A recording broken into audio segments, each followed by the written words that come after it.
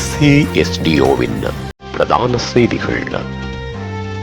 தலைப்புச் செய்திகள். பிள்ளையான் மற்றும் சுரேஷ் சலேவுக்கு கட்டுநாயக்காவில் விசேட அதிரடி நடவடிக்கை. மீண்டும் இனவாதம் தலை தூக்க ஒருபோதும் இடமளிக்க மாட்டோம், ஜனாதிபதி உறுதி. பட்டதாரிகளுக்கு அரசாங்கம் வெளியிட்டுள்ள மகிழ்ச்சியான அறிவிப்பு. கிளறுவிட்ட பூதங்களை அழைக்கும் அனுரா. பயங்கர ஆயுதங்களுடன் சிக்கிய சந்தேக நபர்கள். ஏஐ மூலம் பிறந்த உலகில் முதல் குழந்தை. தொடர்வன விரிவான செய்திகள். தாயக செய்திகள். முன்னாள் ராஜாங்க அமைச்சர் பிள்ளையானின் கைதை தொடர்ந்து பல விடயங்கள் வெளிவருவதோடு சில அரசியல் பிரமுகர்களும் இந்த கைதை மேற்கோள் காட்டி கருத்துக்களை முன்வைத்து வருகின்றார்கள். இந்த நிலையில் பீல் மாஸ்டர் சரஸ் பொன்சேகா பிள்ளையானுக்கு இராணுவத்தினருக்கும் எந்த தொடர்பும் இல்லை என்றும் தமிழீழ விடுதலை புலிகள் அமைப்பை தோற்கடிப்பதற்கு எந்த தகவலையும் கூறவில்லை என்றும் கூறப்பட்டுள்ளார். இராணுவத்திற்கு உளவு தகவலை தந்ததாக கூறப்படுவது பொய் என்று சரத் பொன்சேகா கூறுகின்ற நிலையில் சரத் பொன்சேகா இந்த கூற்றும் பொய் என்பதற்கு ஆதாரங்கள் உள்ளன. இராணுவ புலனாய்வு பிரிவின் முக்கிய அதிகாரியாக இருந்த சுரேஷ் சலேவிக்கும் பிள்ளையானுக்கும் தொடர்புகள் இருந்ததாக பேசப்பட்ட நிலையில் அவற்றுக்கான ஆதாரங்கள் தற்போது குற்றப்புலனாய்வு பிரிவினரால் சேகரிக்கப்பட்டு வருகின்றன. பிள்ளையான் கடந்த வருடம் நவம்பர் மாதம் குற்றப்புலனாய்வு துறையில் பிரசன்னமாகியிருந்தார். ஆனால் அதற்கு முன்னர் அவர் அழைக்கப்பட்ட போது அவர் பிரசன்னமாகவில்லை. அதற்கு அவருக்கும் பிள்ளையானுக்கும் தடை உத்தரவு கொழும்பு நீதிவான் நீதிமன்றத்தினால் வழங்கப்பட்டு அது விமான நிலையத்தில் வழங்கப்பட்டது. இந்த தடை உத்தரவு பிள்ளையானுக்கு மட்டுமில்லாமல் சுரேஷ் சலேவிக்கும் வழங்கப்பட்டிருந்தமை குறிப்பிடத்தக்கது. அரசியல் செய்யும் உரிமைகள் மற்றும் கருத்து சுதந்திரம் என்பவற்றை நாம் மதிக்கின்ற போதும் அவற்றை அடிப்படையாக கொண்டு இந்த ஆண்டில் மீண்டும் இனவாதம் தலை தூக்க ஒருபோதும் இடமளிக்க மாட்டோம் என ஜனாதிபதி அன்றுகுமார் திசாநாயக்க தெரிவித்துள்ளார். தேசிய மக்கள் சக்தியின் பிரச்சார கூட்டம் தலவாக்கலையில் நேற்று நடைபெற்றது. இக்கூட்டத்தில் பங்கேற்று உரையாற்றிய போதே அவர் இந்த விடயத்தை கூறியுள்ளார். அனைவரும் தேசிய மக்கள் சக்திக்கு பின்னால் திரண்டார்கள். எனவே அனைத்து மக்களையும் சமமாக நடத்தக்கூடிய அரசாங்கம் ஒன்று தேவை. அவ்வாறான அரசாங்கமே தற்போது ஆட்சியில் உள்ளது. இந்நாட்டில் மீண்டும் இனவாதம் தலை தூக்க இடமளிக்க மாட்டோம். இனவாதத்தை தோற்கடிப்பதற்கு நாட்டில் தற்போதுள்ள சட்டங்கள் போதவில்லை எனில் புதிய சட்டங்களை இயற்றுவது இனவாத அரசியல் தோற்கடிக்கப்படும். நமது நாட்டில் பொருளாதாரத்துக்கு மலையக மக்கள் பெரும் பங்களிப்பை வழங்குகின்றார்கள். தமது உயிர் கூட இந்நாட்டில் மண்ணுக்காகவே உரமாகியுள்ளது. எனவே இலங்கை அவர்களின் நாடு அல்ல என எப்படி கூற முடியும்? இந்நாட்டில் பிறந்து வளர்ந்து இறக்கின்றார்கள் எனில் அவர்கள் எங்கிருந்து வந்தார்கள் என தேடிக்கொண்டிருப்பதில் பயனில்லை. மலைய மக்கள் இங்கு வந்து 200 வருடங்கள் கடந்துவிட்டது.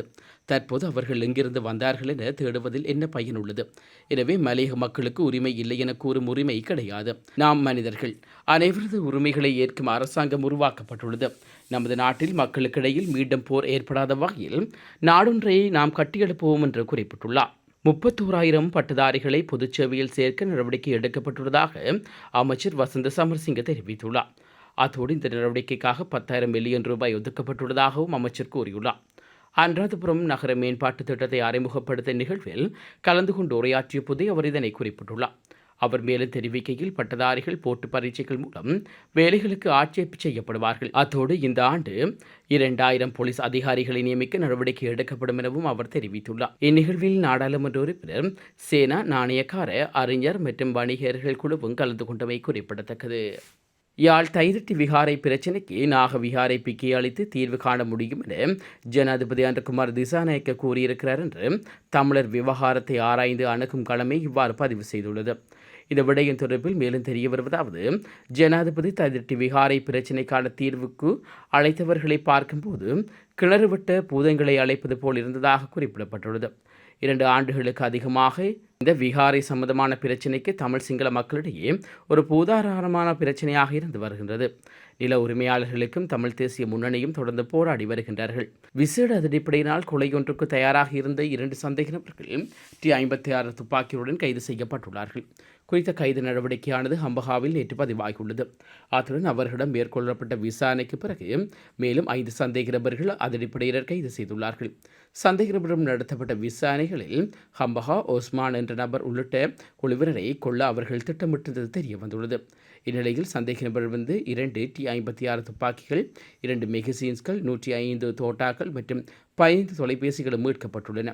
மேலும் சந்தேக நபர்கள் ஹெஹில் பத்ர பத்மே என்று ஒழுங்கமைக்கப்பட்ட குற்றவாளியின் ஆதரவாளர்கள் என்றும் தெரிவிக்கப்படுகிறது. உலகச் செய்திகள். செயற்கை நுண்ணறிவு தொழில்நுட்பத்தின் உதவியுடன் உலகில் முதல் குழந்தை மெக்சிகோவில் பிறந்து வரலாற்று சாதனை படைத்துள்ளது. மெக்சிகோ நாட்டில் உள்ள செயற்கை கருத்தரிப்பு மையம் ஒன்றில் AI மற்றும் ரோபோ உதவியுடன் விந்தடவை கருமுட்டையினுள் ஊசி மூலம் செலுத்தி வெற்றிகரமாக கருவுறச் செய்து கருவுற்ற முட்டையை ஒரு 40 வயதான பெண்மணி ஒருவரின் கருப்பையுள் பொருத்தி குழந்தையை வளரச் செய்து கடந்த மார்ச் மாதம் ஆரோக்கியமாக ஒரு ஆண் குழந்தை பிறந்திருக்கிறது. இந்நிலையில் AI தொழில்நுட்பத்தால் கருத்தரிக்க இயலாத தம்பதிகளுக்கு குழந்தை பெற்றுக்கொள்ளும் வாய்ப்பு மிக மிக அதிகமாக சாத்தியக்கூறுகள் இருக்கிறது என்று மருத்துவர்கள் கூறுகின்றார்கள். இதேவேளை குறித்த சிகிச்சை முறை தொடர்பில் டாக்டர் சாவேஸ் படியோலா கருத்து தெரிவிக்கையில், ஒட்டுமொத்தமாக ஒவ்வொரு முட்டையும் கருத்தரிக்க 9 நிமிடங்கள் 56 வினாடிகள் ஆனது. இருப்பினும் எதிர்கால AI உதவியுடன் குழந்தை பெறுதல் மிக வேகமாக இருக்கும். AI பயன்படுத்தி விண்ணணு தேர்வு உட்பட ICSI செயல்முறையில் ஒவ்வொரு படிகளையும் தானியமமாக்கும் முதல் அமைப்பு இந்த அமைப்பு என்றும் அவர் குறிப்பிட்டுள்ளார். AI உதவியுடன் பிறந்த உலகில் முதல் குழந்தை ஆரோக்கியமாக பிறந்துள்ளதானது மருத்துவ உலகில் பெரும் திருப்புமுனையாக அமையும் என்றும் ஆய்வாளர்கள் கருதுகின்றமை குறிப்பிடத்தக்கது. மீண்டும் தலைப்புச் செய்திகள். பிள்ளையான் மற்றும் சுரேஷ் சலேவுக்கு கட்டுநாயக்காவில் விசேட அதிரடி நடவடிக்கை. மீண்டும் இனவாதம் தலை தூக்க ஒருபோதும் இடமளிக்க மாட்டோம், ஜனாதிபதி உறுதி. பட்டதாரிகளுக்கு அரசாங்கம் வெளியிட்டுள்ள மகிழ்ச்சியான அறிவிப்பு. கிளறுவிட்ட பூதங்களை அழைக்கும் அனுரா. பயங்கர ஆயுதங்களுடன் சிக்கிய சந்தேக நபர்கள். AI மூலம் பிறந்த உலகில் முதல் குழந்தை.